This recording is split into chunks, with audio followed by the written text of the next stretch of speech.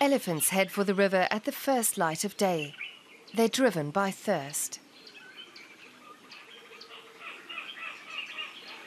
Here, along the Kwandu River in northeastern Namibia, there's never any shortage of water. That's one reason why so many elephants gather here during the dry season. But they're having to share the land with more and more people.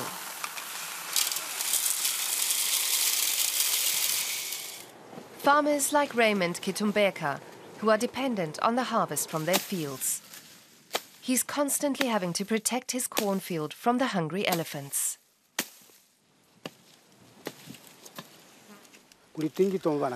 There were 7 elephants.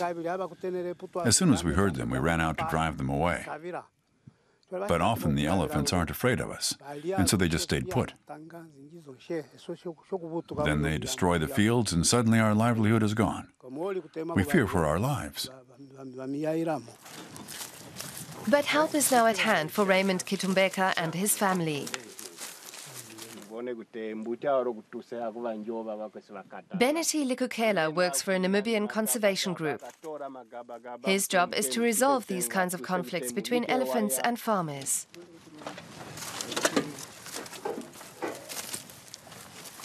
Using simple but effective methods, he shows the farmers how they can better protect their fields.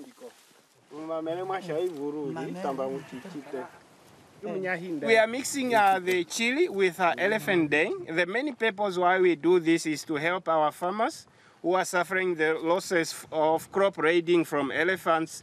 And then we use this chili to deter elephant because chili, it smells more than to an elephant, because an elephant smells 100 times than a person. The smoke from this homemade chili bomb is acrid and has a similar effect to tear gas. Beneti Likukela's goal is to ensure that the elephants can continue to live here, despite sharing the space with so many people.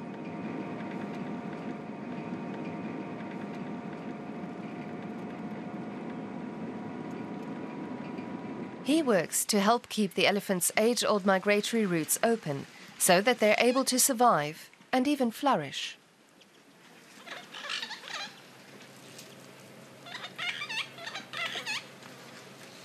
Gamekeepers employed by the local authorities regularly patrol these routes, keeping an eye on the elephants' movements and seeking to preempt possible problems, such as elephants crossing busy roads.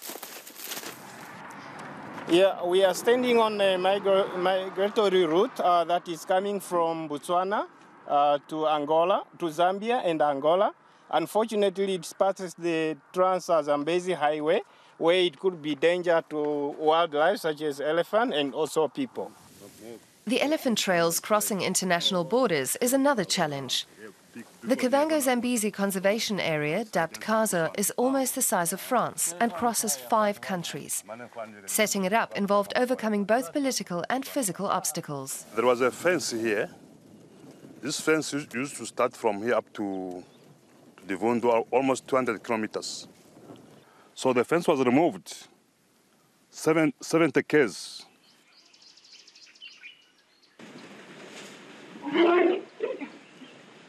The Kaza area is now home to over 200,000 elephants, according to estimates. During the course of a year, they roam hundreds of kilometers, often straying outside the national park.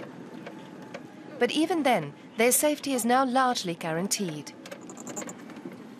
Many local authorities are now profiting from the wild animals, so they've set up their own conservation areas to protect them.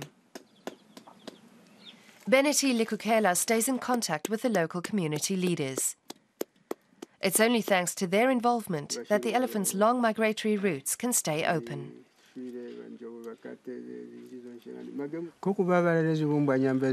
Protecting the elephants has created jobs for the young people in our community.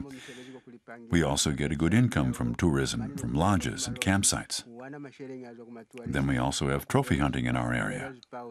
Hunting firms get licenses, which also bring us a lot of money. Hunting is an important part of the conservation project. The shooting quotas for each area are laid out by the state and are closely monitored. People like Focus Schwarz, who organize hunts, pay several €1,000 for every animal killed by one of their customers. Thanks to the money, local authorities can easily afford to pay for the conservation areas and for gamekeepers. We have a contract with the local community, directly with the Conservancy, where we basically buy our entire shooting quota. When we kill the animals, the Conservancy receives the full income from us, plus all the meat.